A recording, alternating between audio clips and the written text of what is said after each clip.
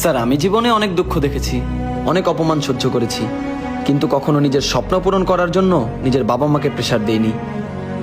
আজকাল এমন অনেক ছেলে মেয়ে আছে যারা নিজের স্বপ্ন পূরণ করার জন্য নিজের বাবা মাকে প্রেশার দিতে থাকে, আইফোন কিনে দাও, বাইক কিনে দাও, অথচ এগুলোর জন্য তারা বাসায় খাওয়া দাওয়া বন্ধ করে দেয়, বাবা মার সাথে কথা বলা বন্ধ করে দেয়।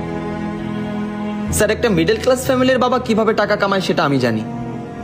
তারা সারা মাস খাটাখাটনির পরে 15 থেকে 20,000 টাকা ইনকাম করে। তারপরও দেখবেন সবকিছুর পরও তারা নতুন জামা কাপড় কেনে না, আমাদেরকে কিনে দেয়। স্যার, মাঝে মাঝে মনে চায় আগুন লাগাই দেয় ওইসব ফোনে আর ভাঙা ফালায় ওইসব গাড়ি, যেগুলোর জন্য আমার বাবা মাকে অপমান সহ্য করতে হয়।